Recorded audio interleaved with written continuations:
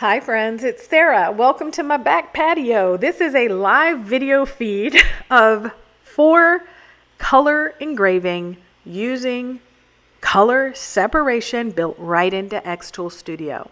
A lot of what you see out there are highly edited images of color engravings, and I'm here to tell you this is the color you are able to get. It is more vibrant in person, absolutely. But you can see there's the big Texas sky, there's my pool greenery. This is what you can get. And again, it's duller on camera. So how do you get this? Number 1, you do one of these. And don't worry, you don't have to set your own material test. I'm going to give you a resource. But first, hi there if you're new here. My name is Sarah. Thank you for joining. You can go to the cog, go to playback speed, and choose anything above the word normal to slow this down. I do not like fluff in videos. So I told you the right material test matters. I'll put a link to Eve's test down below, and I believe you should start there. The instructions are included. Now listen, material matters. I've ordered stuff from that big online retailer that was garbage. Materials matter. These are the xTool pendants. This is what I'm using. I'm going to clean them in here and run through some tips. Over the months I've been doing this. Number 1, don't auto measure, manually measure. Number 2, preheat the IR. Preheat the IR, preheat the IR. If you don't know how to do that, I'm going to show you how. And number 3, don't select a material. Just don't. Do not use the auto select of the material. I promise you it will not come out as well as just manually putting the stuff in. So this is a first and then a second pass, and this is my material test, my settings for my laser for my material. Okay, that's really important. So you can put the video on pause right now and run your own. I would give you the advice of, after that material test, tip number 1, choose something with the minimum amount of colors. 3 is best. Second tip, always keep images at size. If it no longer asks you, go into your settings, scroll down in the editor portion and choose right here, either ask me every time or keep it at size. Images deteriorate, so we don't want auto adjustments. Now you can see, first thing, I'm going to come up to the toolbar and hit crop by dragging in these sliders. This is not an AI feature or credits. It's just easy like that. We hit save. Speaking of save, it doesn't auto-save, so go ahead and manually save it. Whether you have to manually save it to MySpace, is the online cloud, or your own device, either way, just hit save. Now, I had a lot of people frustrated because when they hit color engrave, nothing happened. So when you hit color engrave over at the right, slow down, look up at the top, do not close that message, because right here is how the work is done for you. Your image is selected, you've chosen color engrave, and 4.2 seconds later, here's what we get. 7 layers. Now, we're not done. Don't you dare just start typing in stuff, because we do have the ability to clean this up. Even though you can see these little previews over here, I recommend you actually turn off each layer so that you can see where you have any overlap, where you have extras, where you have there's junk in here. Hold on, let me zoom in. Now, I can put this layer, see this in here? That's junk, and it's not on the blue layer, it's actually on a different layer. And if I zoom out, you can see there's two little line things up here. Guess what? We delete that. We're not going to need that. Then you just go through each of these. Now, this one is the inside of that blue, blue bow. So you can opt to keep it and change it to the same settings as your bow, or do like me and delete it. Bye. Okay, so now I have 3 layers. That's it. Turn them back on. We are going to use this, okay? This, not my settings, not what I'm typing in, whatever you did for your material test. Now, you can see mine says engrave. You can manually choose color engrave over there at the right. See that? But the primary thing is you have to choose IR right here, infrared laser. Once you do that, you are now going to type in each of the colors that you got. Now, the best part about this is I'm going to show you 2 bunnies done with 1000 LPC and 846 LPC. Very different results. You can actually run multiple tests at different LPCs and different power settings and get different results. But I recommend you start with Eve's test, 100%. Now, you can see I have the advanced settings open, but I'm not putting anything in them. I'm just going through, choosing the IR, all of my settings, and entering those. Now, I'm going to just go ahead and size this down a little bit because it's ridiculous. I'm going to just make the same size circle. This is just so that I can size things. I like having a vector that I can use to size and just validating with the camera. It is a 50 megapixel camera. Don't get me wrong. It's pretty good. But I just like to make sure that if it's 25 millimeter, I make a 25 millimeter pendant and just position that way. All right, so I'm going to turn off that vector because I don't need that pendant repeat. So we're just validating all of our settings before we do anything else. You do not choose material, otherwise it'll reset all of these. Just leave it blank. Now, we have 3 layers, so we'll have to duplicate 3 layers. So we're going to select all of our layers, group them together, and I'm going to call this one First Pass Bunny.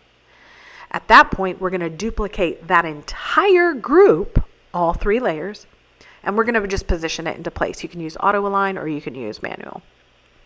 I'm going to put the name of this one, it's like Second Bunny or whatever, okay?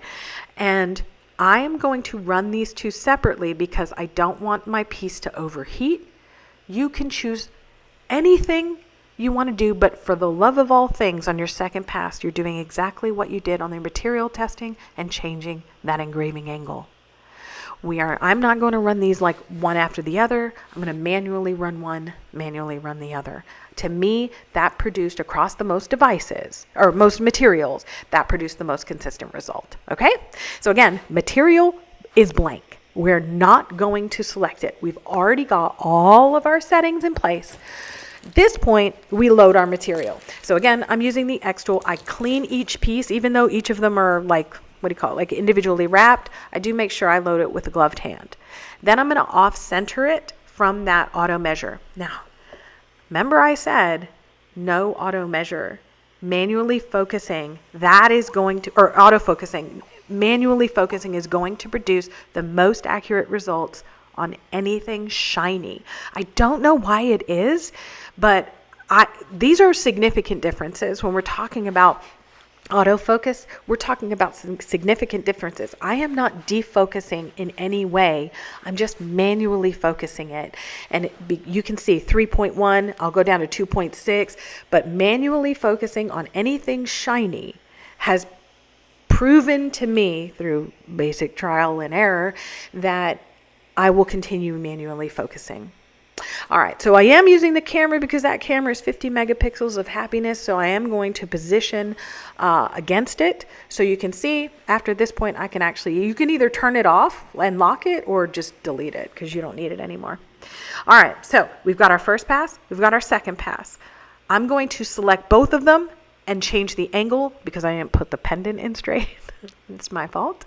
And then now we're actually going to set one of these to ignore, right? Because we only need our first pass exactly like we did for our material test. How do we do that? First pass stays the same. You can click on the group, make sure the output's on, right? Second pass, click on the group, turn the output off. Not individual layers, just the whole group. From this point, we can actually preheat the IR.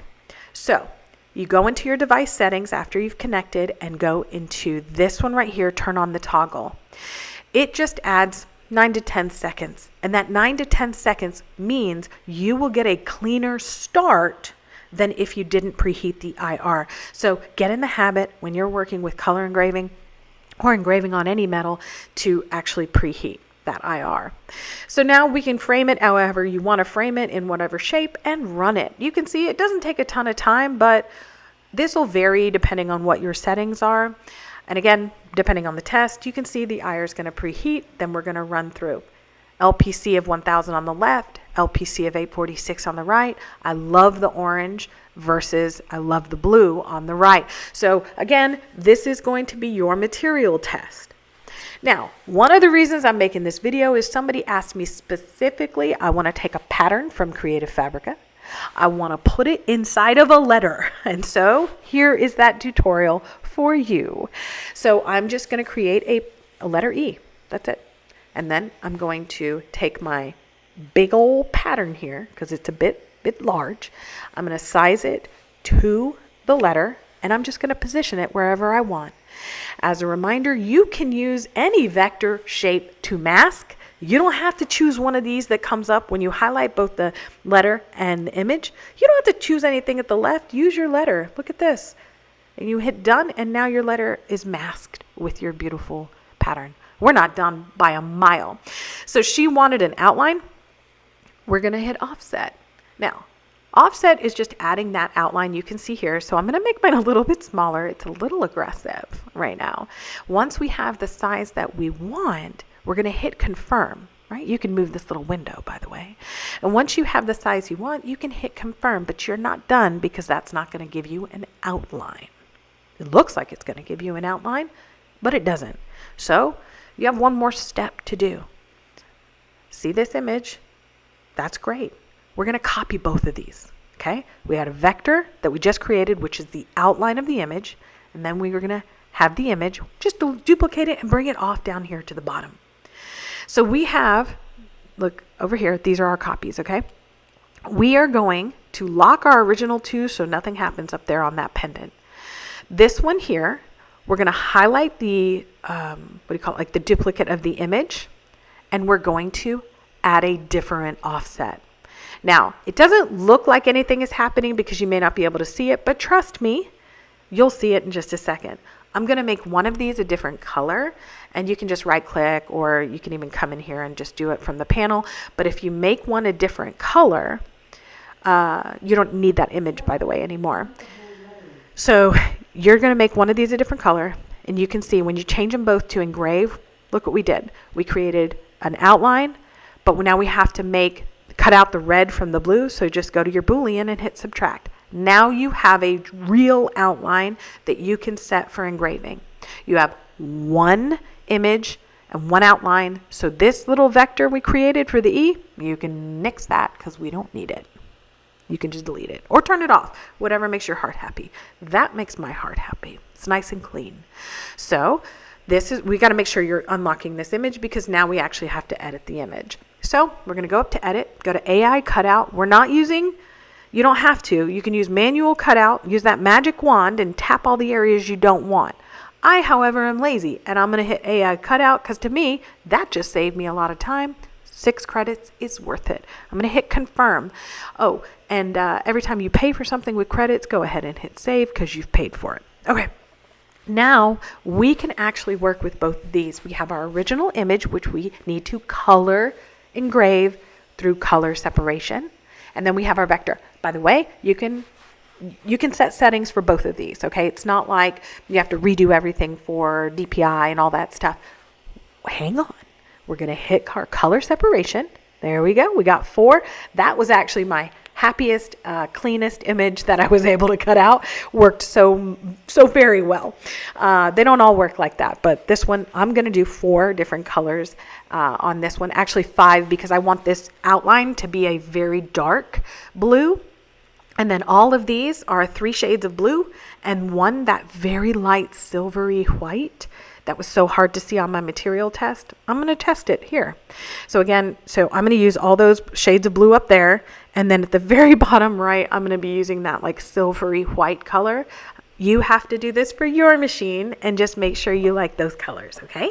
All right, so I'm just going to go in here and set all my settings. Again, we're not changing anything for angle on this first pass. We're just entering all of our power speed and LPCs. Okay, so once we have all of these set up, our material is blank. Remember, do not, after you set all these up, please do not select a material. It will wipe it out.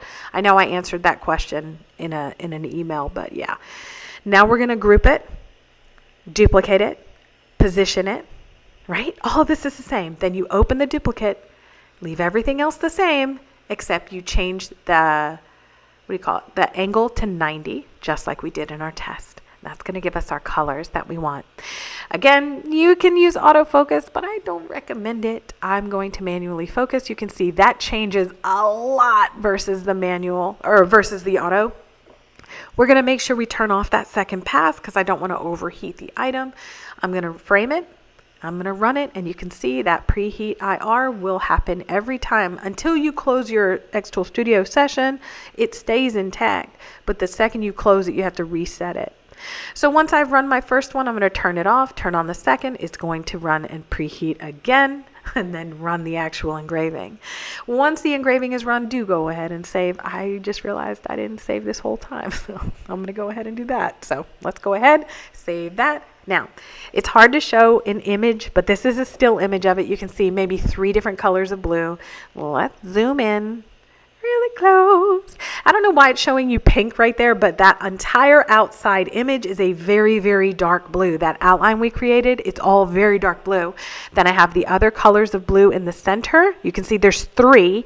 And then that white on the flower, it's kind of like a silvery white. It's very faint, but in person you can actually see it because you can see that shine, right? But I think it turned out so well. Again, you can see 4 distinct colors here. I really liked it. Again, all of these are showing you via video, no color editing at all, because I can understand your frustration, some people's frustration. But again, you can see these are vibrant colors, even on a garbage little phone camera right now that I'm using. So take a collective breath with me. If this is something you want to do, color engraving requires a significantly different material test. Go get the free one. It also requires a fun color separation done for you. And it requires a little patience. And just remember the tips that we went through today, and it'll perform really well for you consistently. I hope you found this valuable. Let me know what machine you have in the comments below, and please like and subscribe for more laser crafting.